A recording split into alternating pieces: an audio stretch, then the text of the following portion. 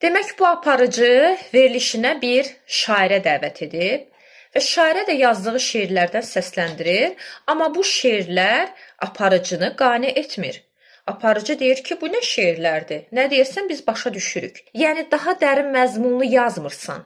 Misal üçün, can vermə, qəmi eşqə ki, eşq afəti candır. Eşq afəti can olduğu məşhuri cahandır. Füzulinin qəzəlidir.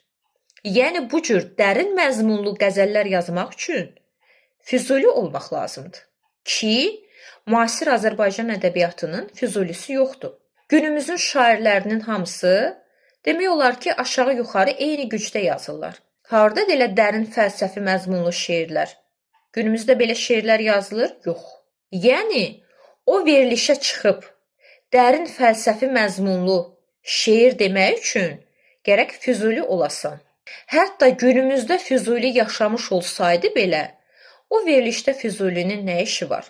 Təsəvvür edin, Məhəmməd Füzuli gedib bu aparıcının verilişinə və aparıcı da buna düşük-düşük suallarını verir. Məsələn, Məhəmməd Füzulidən soruşur ki, Nazilə Səfərlinin oğlunun toyuna neçə manat nəmər salıbsan? Ay Füzuli, qolundakı saatın qiyməti neçədir? Füzulini belə bir söhbətin içində bir təsəvvür edə bilirsinizmi?